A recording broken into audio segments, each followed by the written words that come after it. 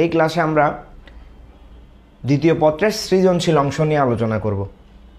শুরুতেই বলে রাখি, দ্বিতীয় পত্রে A+ পাওয়ার জন্য আর্থিক বিবরণীর যে সমন্বয়গুলো রয়েছে, সমন্বয়গুলো গুরুত্বপূর্ণ। কারণ আর্থিক বিবরণীতে যদি 20-এ তুমি 20 অথবা 19, 18 এরকম অর্জন করতে পারো, তাহলে তোমার জন্য সিকিউতে ভালো মার্কস তোলা সহজ হয়ে যাবে।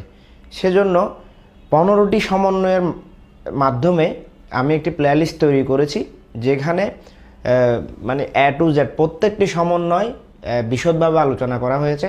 এই ভিডিওর ডেসক্রিপশনে সমন্বয়ের ওই প্লেলিস্টটা দেওয়া থাকবে এবং প্রত্যেকটি অধ্যায়ের টপ 30টি MCQ করে আমি প্লেলিস্ট তৈরি করেছি MCQর।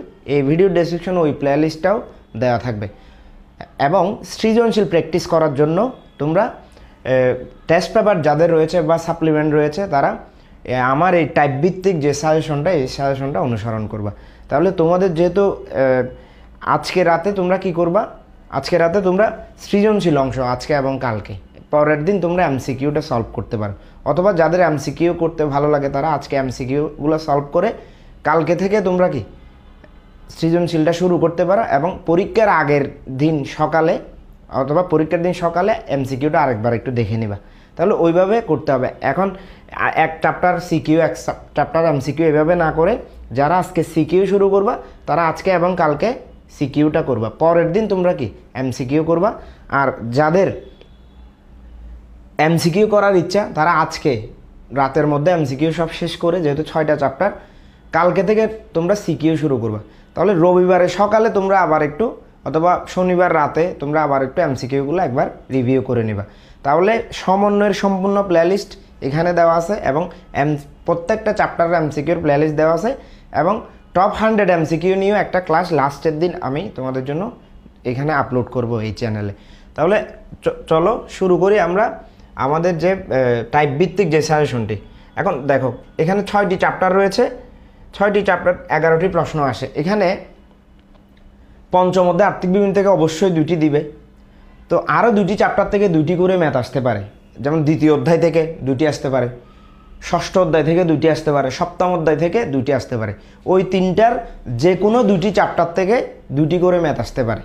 আর পঞ্চম অধ্যায় থেকে অবশ্যই 2টি করে ম্যাথ আসবে। তাহলে এখানে যাদের দুর্বলতা নাই অ্যাকাউন্টিংয়ে তারা সবগুলো চ্যাপ্টার করে যাবা, আর যাদের একটু উইকনেস আছে তারা যে কোনো একটা চ্যাপ্টার স্কিপ করবা, কিন্তু যে চ্যাপ্টারগুলো প্রস্তুতি নেবে, যে 5টা চ্যাপ্টারের সবগুলো A to Z প্রত্যেক টাইপের ম্যাথ করতে হবে। তাহলে আমার এই টাইপ ভিত্তিক সাজেশনটার একটা সুবিধা রয়েছে, সেটা হচ্ছে কি, তোমাদের আলাদা করে খুঁজতে হবে না টেস্ট পেপার থেকে কোন টাইপের কোন ম্যাথ।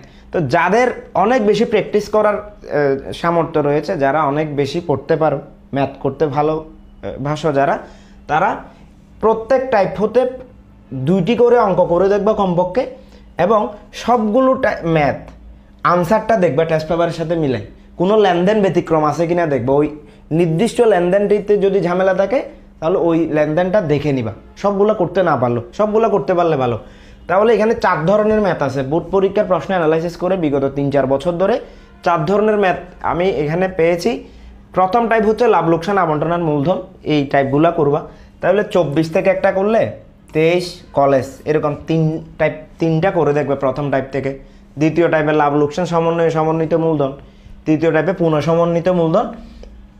এটা একটাই কলেজের একটা প্রশ্নই পাইলাম শুধু, পুনঃ সমন্বিত মূলধন মানে যেখানে সমাপনী মূলধনটা ফিক্সড করা থাকে। এটা সমন্বিত মূলধনের মতো, তবে এখানে সমাপনী মূলধন কত হবে সেটা আগে থেকে ফিক্সড করা থাকে।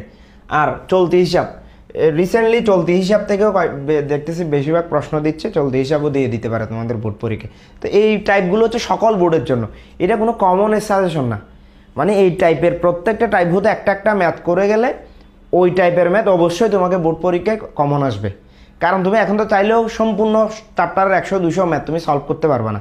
প্রত্যেক টাইপ হতে কমপক্ষে একটা, আর পারলে সবগুলো। এবং দ্বিতীয় অধ্যায়ের যে জ্ঞানমূলক প্রশ্নগুলো আসে, জ্ঞানমূলক প্রশ্নের মধ্যে এগুলো খুবই গুরুত্বপূর্ণ। এই টাইপের প্রশ্নগুলো তোমরা একটু দেখে নিবা, ঠিক আছে।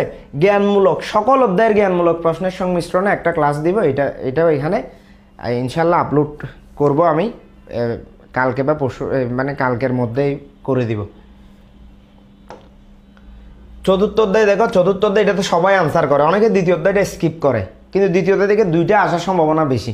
চতুর্থ অধ্যায়, ষষ্ঠ অধ্যায়, চতুর্থ, ষষ্ঠ, অষ্টম এগুলো স্কিপ করা যাবে না। এখান থেকে অবশ্যই 3টা চ্যাপ্টার থেকে 10 করে নিতে হবে প্রত্যেক চ্যাপ্টারে।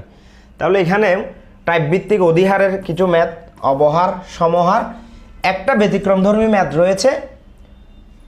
এই ব্যতিক্রমধর্মী ম্যাথটা হচ্ছে দেখবে যে তোমার টেস্ট পরীক্ষায়ও আসতে পারে বা তোমাদের গাইডও আসতে পারে। দেখবা যে যাদের বই আছে অ্যাকাউন্টিংয়ের, ওইখানে দেখবা ব্যাংক বহির্ভূত জাবেদা, যেমন আমরা এখন যখন শেয়ার, অধিহার, অবহার, সমহারের অঙ্ক করি, জাবেদা প্রথমে জাবেদা এভাবে আসে ব্যাংক, ডেবিট, শেয়ার, আবেদন, ক্রেডিট।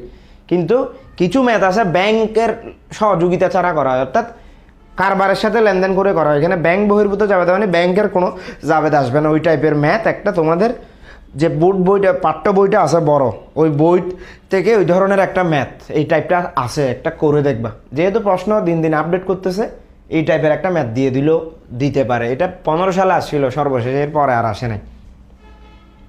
আর এখানে 2025 কলেজ মানে হচ্ছে টেস্ট পরীক্ষার প্রশ্ন, কলেজের টেস্ট পরীক্ষার প্রশ্নগুলো রিসেন্টলি তোমাদের ব্যাচের যে টেস্ট পরীক্ষাটা হয়েছে এটা। তো এখানে এই প্রশ্নগুলো গুরুত্বপূর্ণ। এই চতুর্থ অধ্যায়ের জন্য পঞ্চম অধ্যায় আর্থিক বিবরণী, অর্থাৎ যৌথ মূলধনী কুমারের আর্থিক বিবরণী। এখানে 3 ধরনের ম্যাথ আছে।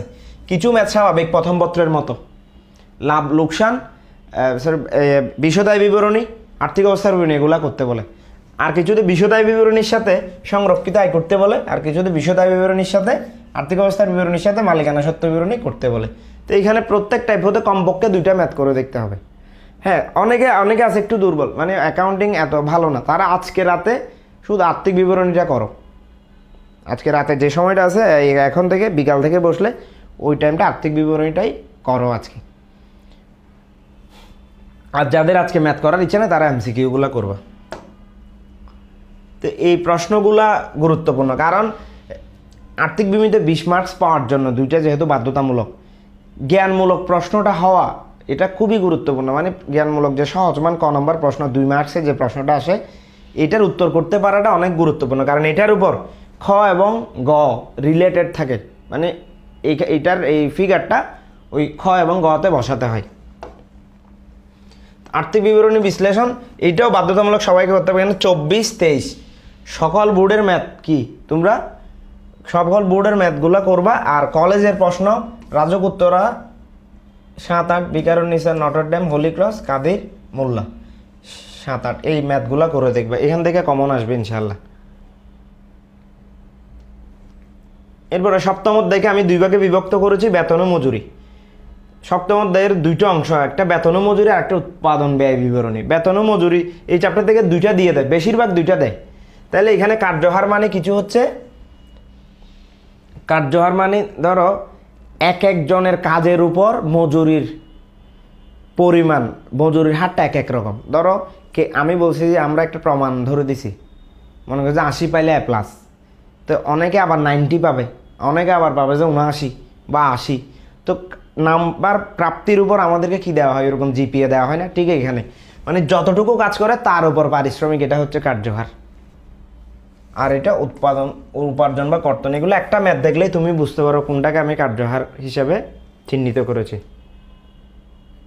এই প্রশ্নগুলা হচ্ছে এইখানের জন্য গুরুত্বপূর্ণ। এই সপ্তম অধ্যায়ের 2য় অংশটা হচ্ছে উৎপাদন ব্যয় বিবরণী। এখানে 24 সালে সকল বোর্ড করবা। সকল বোর্ড মানে এখানে অনেক সময় কিছু কিছু বোর্ডে 2টা করে প্রশ্ন আসে এই চ্যাপ্টার থেকে। তো 2টা বলতে একটা হচ্ছে উৎপাদন দেয় আর একটা বেতন ও মজুরি দেয়। আবার অনেক বোর্ডে কঠিন করলে 2টাই উৎপাদন ব্যয় বিবরণী থেকে দিয়ে দেয়। তাহলে এগুলো একটু সতর্কতার সহিত দেখতে হবে। তারপর কলেজের প্রশ্ন এগুলো দেখবে। এই প্রশ্নগুলো গুরুত্বপূর্ণ। এবং অষ্টম অধ্যায়েও দেখো, অষ্টম অধ্যায়ে 24 সালে সকল বোর্ড করবা, আর 25 সালে টেস্ট পরীক্ষার যে কলেজের প্রশ্নগুলো দিলে এগুলো দেখবা। 23 সালের বোর্ডগুলো দেখবে। এখানেও একটা ব্যতিক্রমধর্মী ম্যাথ রয়েছে। আমি এখানে টোটাল 2টা ব্যতিক্রম দেখাইলাম, একটা হচ্ছে অষ্টম অধ্যায়ে ব্যতিক্রম আর একটা হচ্ছে চতুর্থ অধ্যায়ে ব্যতিক্রম। হ্যাঁ, এবার এই প্রশ্নগুলো জ্ঞানমূলক অংশের জন্য গুরুত্বপূর্ণ। দেখো, সেকেন্ড পেপারে A+ পাওয়ার জন্য তোমাকে চতুর্থ, ষষ্ঠ, অষ্টম এখানে যদি 30-এ 30 পাওয়া যায়, আর্থিক বিবরণীতে ধরো 20 অথবা 18 ধরলাম, তো এখন এখানে 50, তাহলে আরও 2টা সৃজনশীল আছে। তা আরও 2টা সৃজনশীলের মধ্যে ধরো দ্বিতীয় অধ্যায় দ্বিতীয় অধ্যায় থেকে একটা, সপ্তম অধ্যায় থেকে যদি একটা হয়, হ্যাঁ, তখন এখানে কি তোমার এখানে মনে হচ্ছে 8 করে নিলাম আমি, এখানে 8 ওইখানে 8, তাহলে এখানে কত হয় 50 + 16, তো ওইখানে যদি 24 হয় 90 আপ হয়ে যাচ্ছে যদি এমসিকিউতে 24 হয়। এখন দেখো ষষ্ঠ অধ্যায় থেকে যদি 2টা দিয়ে দেয়, 2টাই করে ফেলবা, তাহলে ষষ্ঠ অধ্যায় থেকে 2টা দিলে তখন আর সপ্তম অথবা দ্বিতীয় অধ্যায় থেকে যদি কঠিন করে ম্যাথ, যে কোনো একটা চ্যাপ্টার স্কিপ করে ফেলতে পারবা। তাহলে এই 3টা চ্যাপ্টার গুরুত্বপূর্ণ। আরেকটা বিষয়, এখানে সাজেশন অনুসরণ করার ক্ষেত্রে যে কোনো একজন স্যারের সাজেশন অনুসরণ করতে হবে। কেন? A to Z উনারগুলো অনুসরণ করলে উনার মতো করে কিছু প্রশ্ন তোমরা কমন পাবে। এখন একটা চ্যাপ্টার এই স্যারের, আরেকটা চ্যাপ্টার অন্য স্যারের, এইভাবে শুধু দৌড়াইতে থাকো, নিজে একটা ম্যাথও করো না। এগুলো যেহেতু গাণিতিক সাবজেক্ট, এখানে অবশ্যই তোমাকে ম্যাথ করে প্র্যাকটিস করে পরীক্ষার হলে যেতে হবে। হুট করে এমনি শুধু দেখে দেখে গেলে হবে না, করে যেতে হবে। আর এমসিকিউগুলো যেগুলো গাণিতিক যে এমসিকিউ, এগুলো খাতায় সলভ করে দেখতে হবে কম সময়ের মধ্যে তুমি সলভ করতে পারতেছো কিনা।